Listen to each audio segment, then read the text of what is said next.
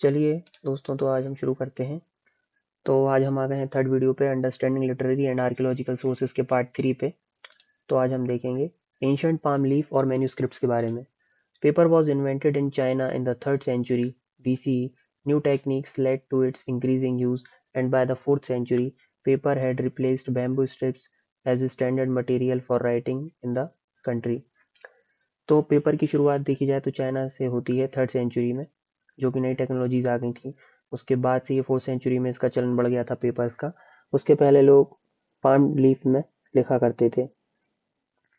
Would block printing probably began during the rule of the Sui dynasty 581 to 618 CE and became popular during the Tang period 618 to 907 CE in India.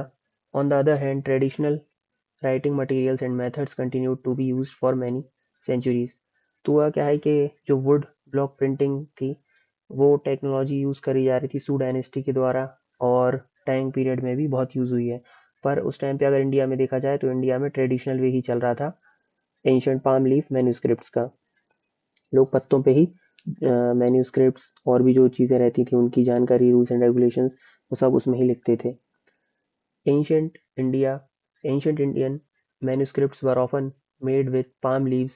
Here is a description of how such manuscripts, known as तालपत्र in Sanskrit, ओलई in Tamil. अब क्या है कि ancient India में जो manuscripts लिखे जा रहे थे पाम लीव्स पे, तो इसमें बताया गया है कि कौन कौन से पत्ते यूज़ होते थे, और साथ में ये भी दिया है कि उसको क्या कहते थे। तो संस्कृत में बोला जाता था मोस्ट कॉमनली तालपत्र, और तमिल में बोला जाता था ओलई पत्तों को, मैन्यूस्क्रिप्ट मतलब पाम लीफ को। were usually made. The leaf used was either form of talipot palm. अब दो तरीके की यहाँ पे पत्ती मोस्टली यूज हो गई हैं, एक तो तालीपॉट पाम और दूसरा है ये पलमायरा पाम। ये दो तरीके की ये पाम यूज करे गए हैं। इसका संस्कृत में तला भी कहा गया है और तमिल में पनई भी कहा गया है इसको। ये इसके बायोलॉजिकल नेम्स है। ये तालीपॉट पाम का बायोलॉजिकल नेम है और ये पलमायरा पाम का।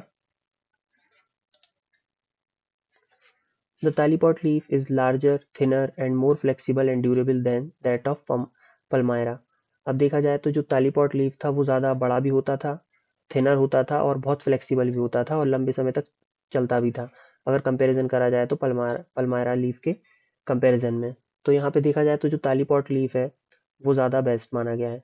तालीपॉट लीव्स में मेजर अबाउट 90। अब ये इसकी विड्थ और लेंथ दी हुई है सेंटीमीटर्स में कि किस तरीके का ये इसका मेजरमेंट था, तालीपॉट लीफ कितने लंबे होते थे, और ये पलमायरा लीफ का दिया हुआ है कि कितने लंबे और चौड़े होते थे। The selected leaves were cut to the right shape and size.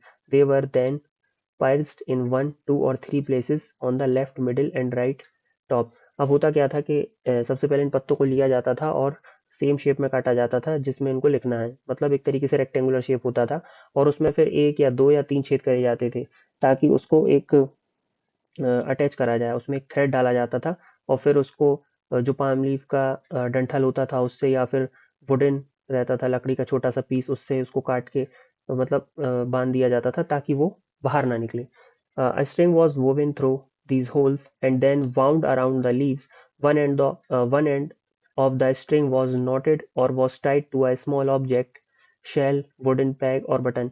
जैसे कि मैंने आपको बताया, तो होता क्या था कि जो पत्ते रहते थे उसमें 2 या 3 छेद करे जाते थे या एक छेद करा जाता था और उसको आर पार कर दिया जाता था। उसमें से एक धागा डाला जाता था और उसको या तो शंख से या वुडन पैक से या फिर किसी बटन से उसको टक दिया जाता था, ताकि जिस तरीके से हम बाइंडिंग करते हैं तो बाइंडिंग में क्या होता है कि पेजेस ना निकले, या फिर हम कई कई बार अपनी फाइल प्रोजेक्ट बनाते हैं तो इस तरीके से थ्रेड बांध देते हैं दो तरीके से, मतलब 2 छेद कर देते हैं और उसमें एक साइड से, दोनों साइड से निकाल के हम उसको बांध देते हैं ताकि पेजेस यहाँ वहाँ ना हो, निकले ना।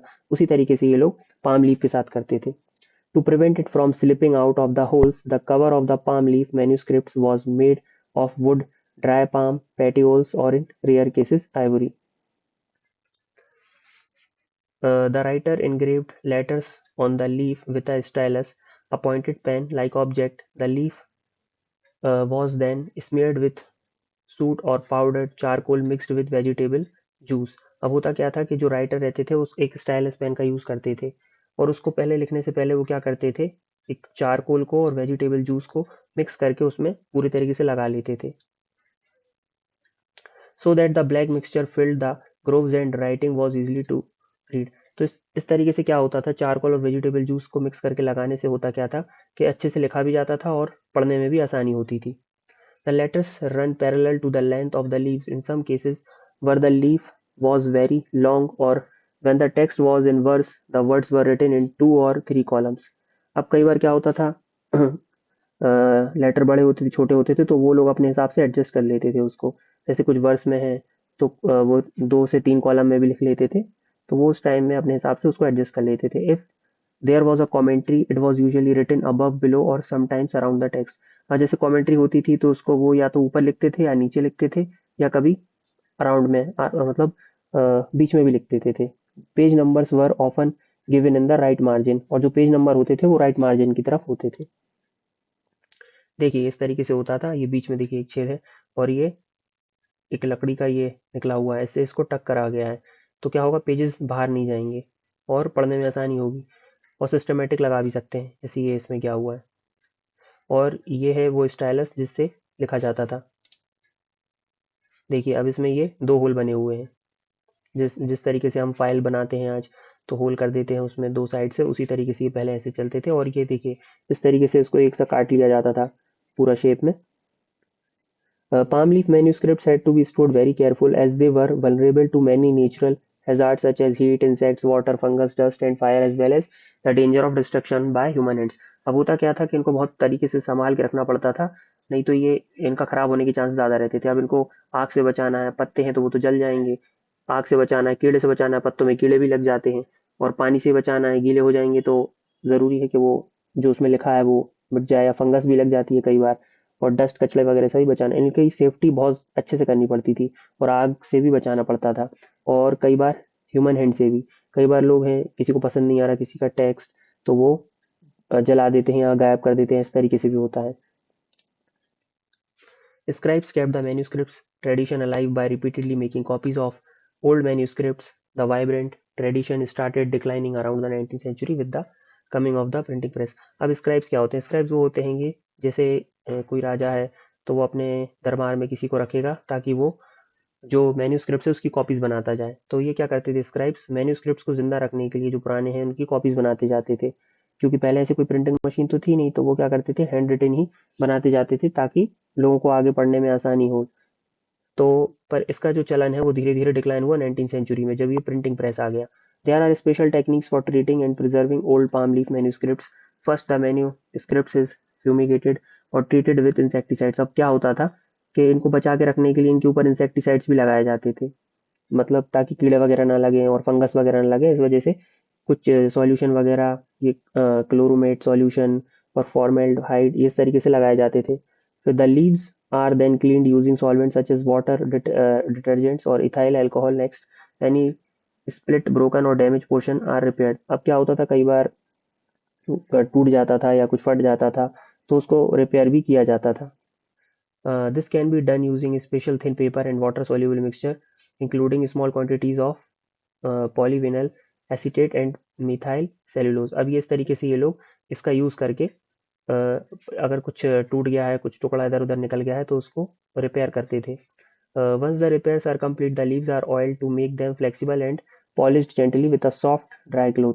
अब होता क्या था कि उसके बाद ये लोग उसको पॉलिश करते थे हल्के हल्के सॉफ्ट ऑयल लगा के उस पत्ते को, उसको सुधारने के बाद, और उसको एक सूखे कपड़े से पोंछ देते थे और उसको फ्लेक्सिबल, ताकि वो फ्लेक्सिबल रहे.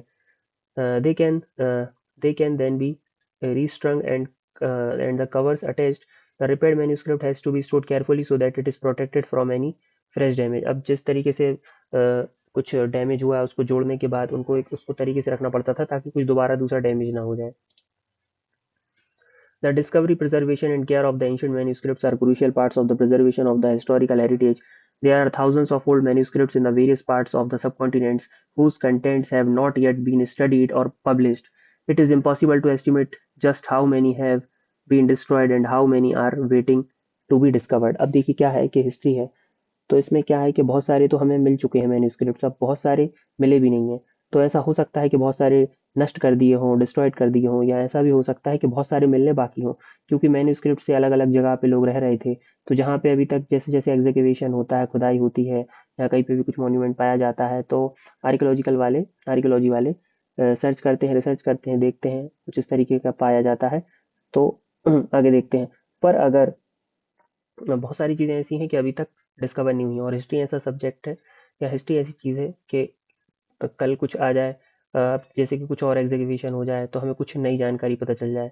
तो ये इस तरीके से वर्क करता है। तो इसमें लिखा है last, it is impossible to estimate just how many have been destroyed.